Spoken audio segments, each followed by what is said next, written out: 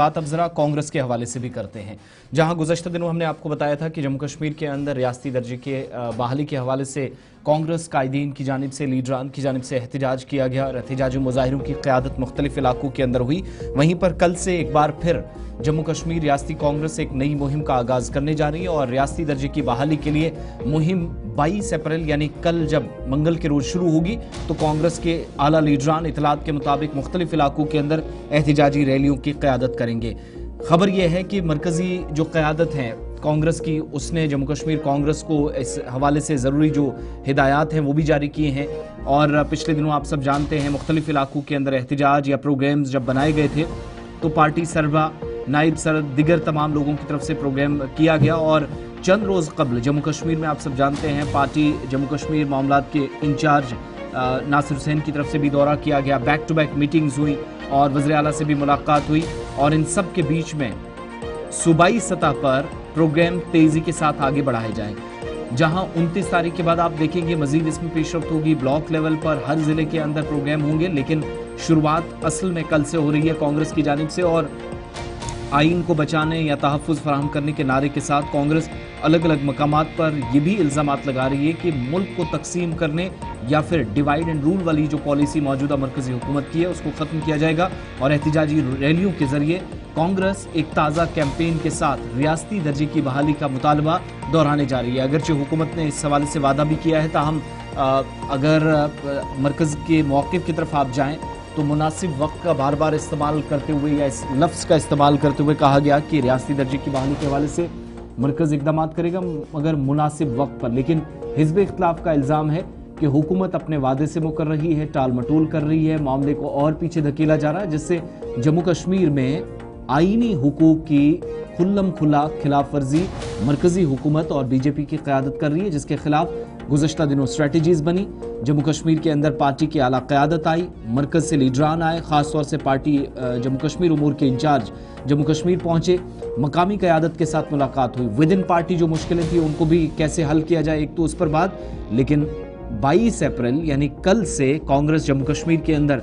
हर ज़िले के अंदर ब्लॉक सतह पर इस मुहिम के ज़रिए मरकज़ पर दबाव डालने की दोबारा कोशिश करेगी, मुखालफत करेगी, एहतजाजी रैलियाँ होंगी, पार्टी की आला क़यादत या जो सुदूर हैं वो इसकी क़यादत करेंगे। इसके लिए नया प्लान तरतीब दे दिया गया है। इसके साथ साथ जहां 22 अप्रैल से ये एहतजाजी मुजाहिरा दूसरे फेज का शुरू किया जाएगा, 29 तारीख को जम्मू शहर के अंदर भी कानूनी मामलात को देखते हुए, तमाम मामलात को देखते हुए एहतजाजी धरना दिया जाएगा। और ये कैंपेन तारिक हमीद करा की तरफ से यहाँ पर शुरू किया गया था असम्बली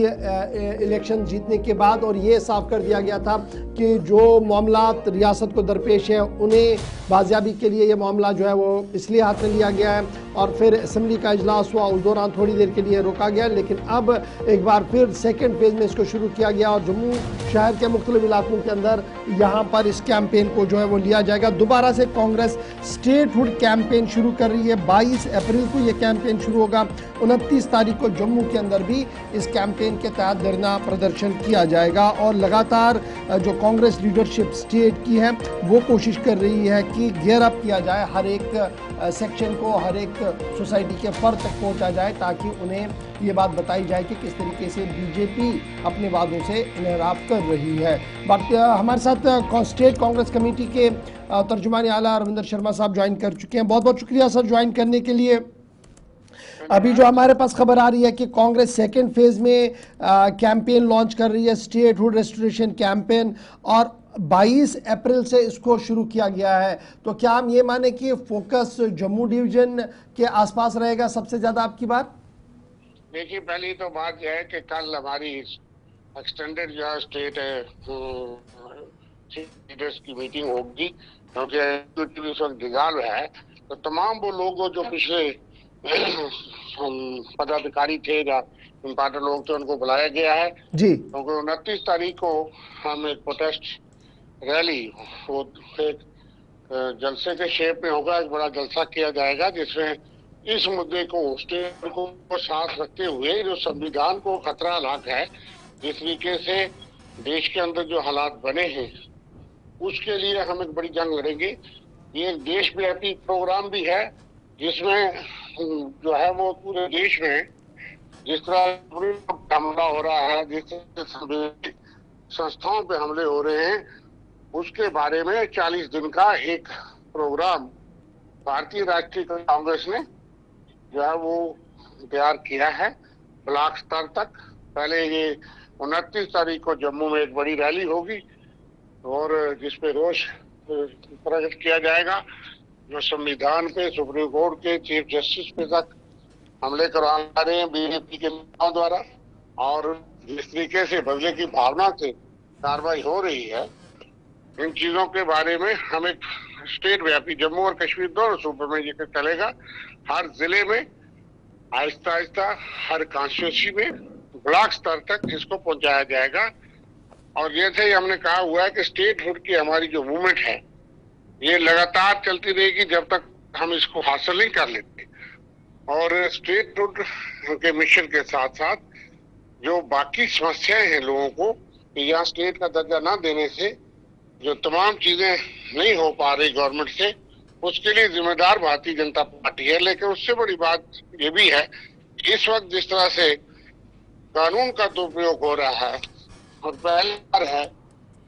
उपराष्ट्रपति से लेकर के तमाम बीजेपी के जो नेता हैं वो सुप्रीम कोर्ट को सुपर पार्लियामेंट और किस किस किस्म के शब्द जो है वो इस्तेमाल कर रहे हैं। बीजेपी के 2 MP, एक निशिकांत दुबे और राजेश शर्मा ने जिस तरह से के चीफ जस्टिस के खिलाफ जो है उसके लिए अवमानना कंटेम्प्ट ऑफ कोर्ट की तैयारी हो रही है, क्योंकि उसके लिए अटॉर्नी जनरल की परमिशन चाहिए होती है। ये तमाम चीजें आप देखिए कि सुप्रीम कोर्ट कोई फैसला करे तो हमें कहा जाता है कि महाराज सुप्रीम कोर्ट है, उसके खिलाफ कैसे बात कर सकते हो। और जब कोई फैसले की सुनवाई सुप्रीम कोर्ट करता है और उस पर कोई टिप्पणी करता है, तो इस तरह के बीजेपी के कार्यकर्ता और नेता और बीजेपी के ही बड़े नेता जो इस वक्त उपराष्ट्रपति हैं और राज्यसभा के चेयरपर्सन भी हैं, वो सुप्रीम कोर्ट को सुपर पार्लियामेंट कहेंगे। चलिए, बहुत शुक्रिया सर। इसका मतलब कि बड़े मुद्दे हैं जिन मुद्दों को लेकर कांग्रेस संसद से लेकर सड़क पर उतरने का फैसला कर रही है, और यही वजह है कि जम्मू कश्मीर के अंदर भी सूरत हाल इस तरीके की है कि बाज़ाब्ता तौर पर सेकंड फेज के तहत कांग्रेस मैदान में उतर चुकी है।